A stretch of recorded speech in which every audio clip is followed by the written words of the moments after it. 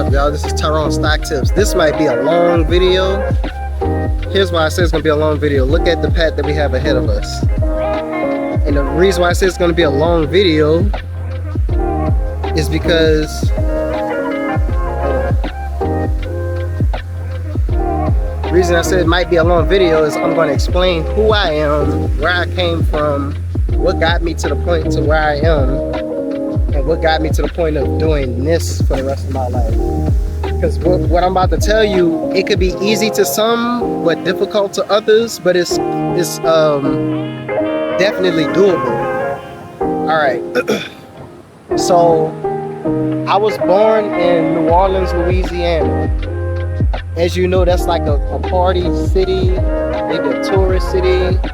Some people may say it's a rough city. It's known for its Mardi Gras, the party, the drinking. But all the good, there's the bad. It's the poor education, the drugs, the violence. So I came from there, right? Now, went to a decent elementary school. Elementary school was pretty it was pretty good compared to the other elementary schools, and I think that's like my foundation in life, right? It wasn't a private school, but it was difficult to get into.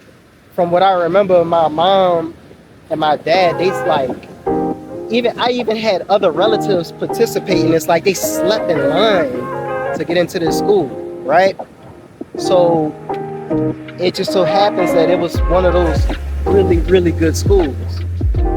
And while I was in that school, I actually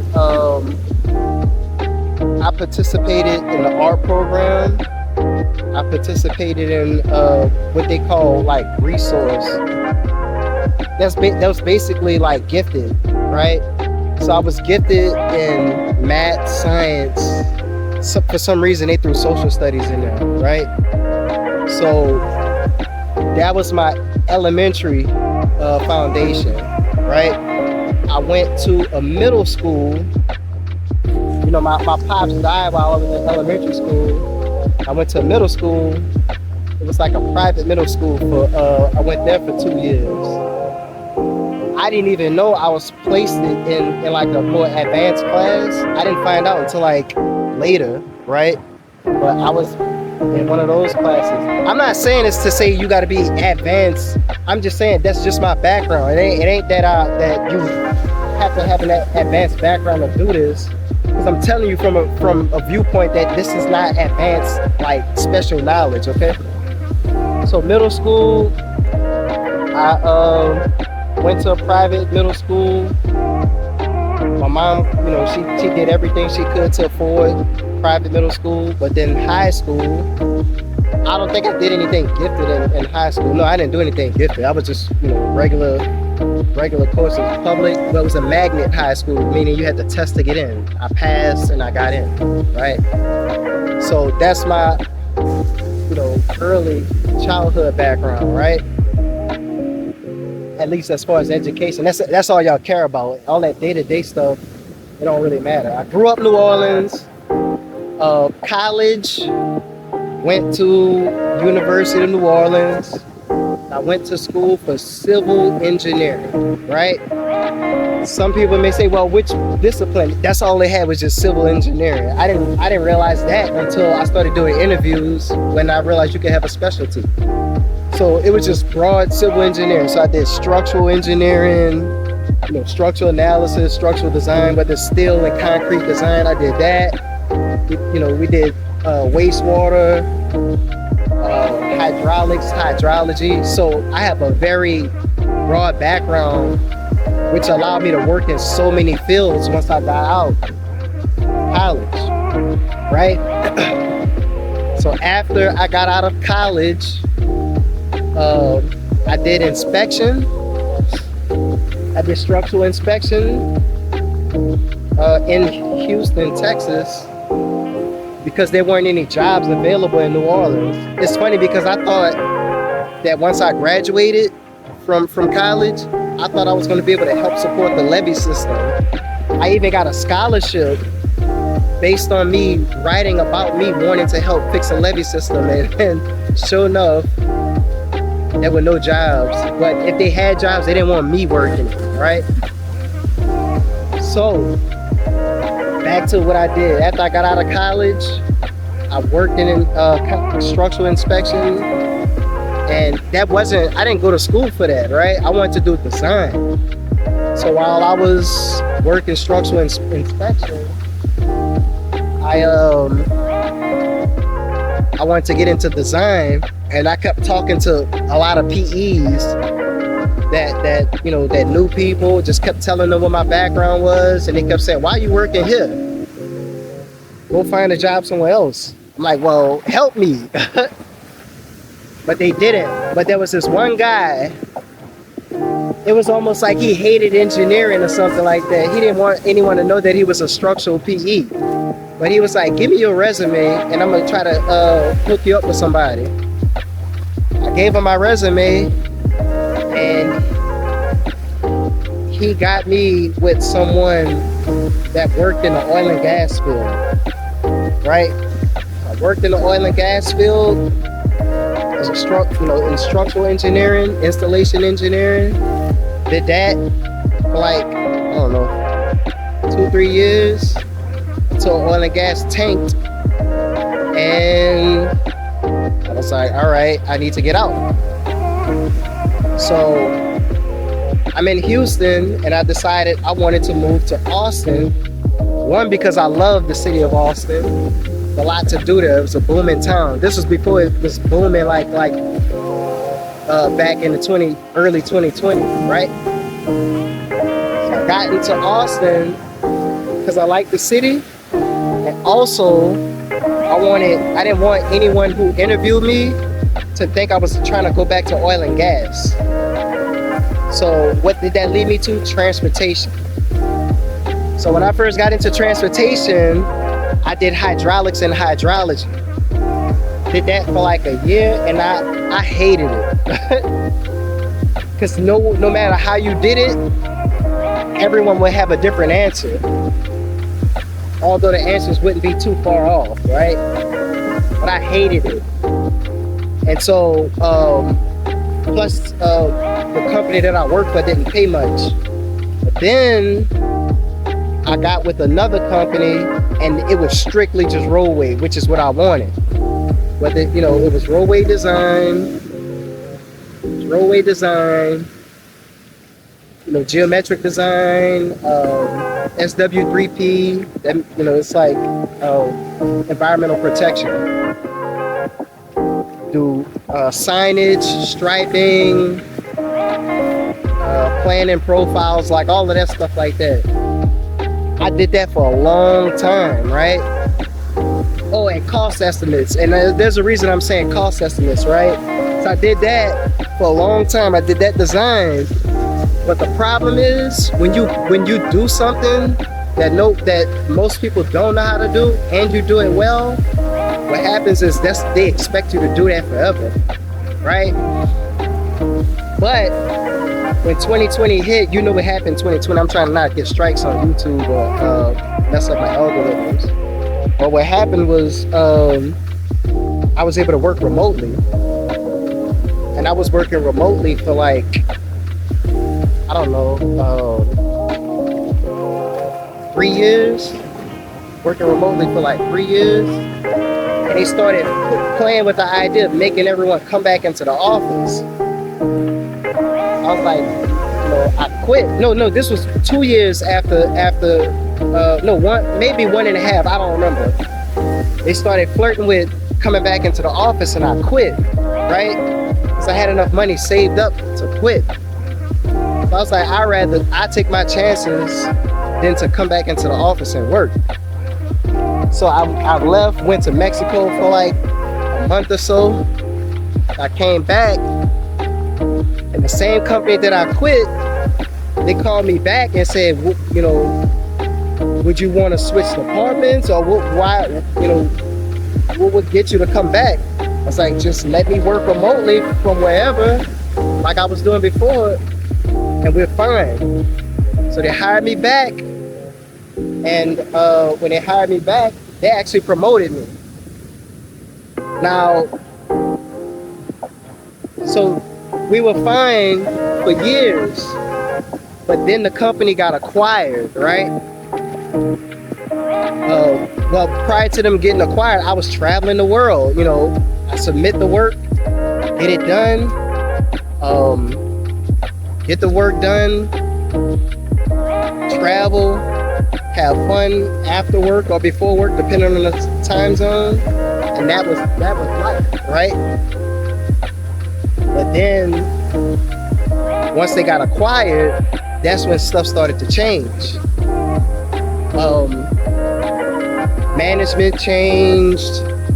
The travel, remote work changed. They were like, you can work remotely. You can work remotely, or you can work remotely anywhere in the U.S. I'm like, I don't spend much time in the U.S. So I did that for like a couple of years, and it just kept getting worse and worse. I started to dislike the job. Management that took over was poor, and I ended up switching departments, right? Switched departments, and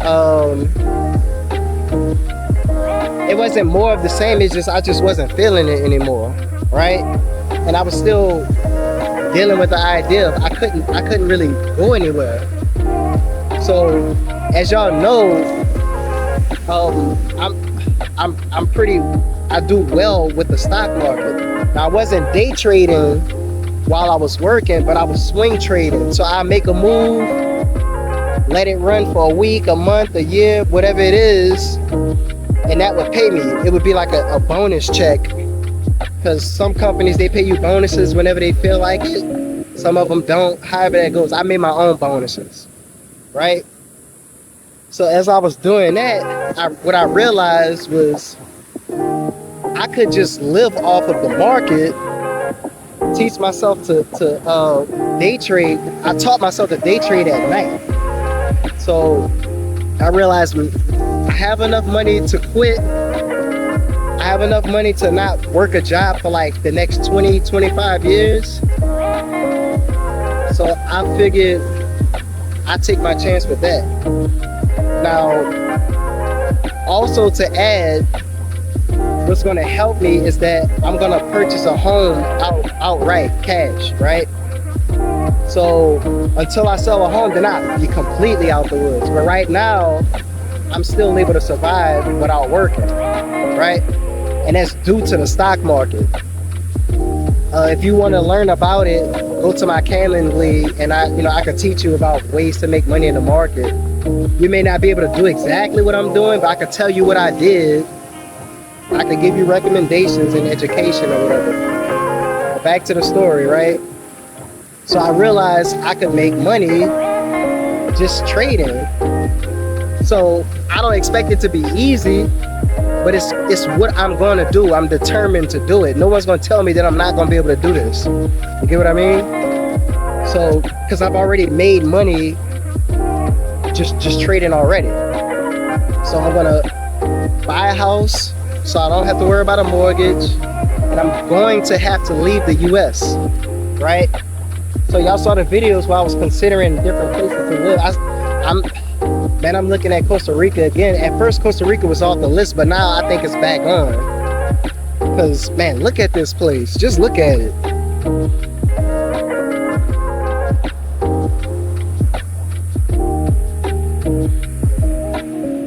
Beautiful place.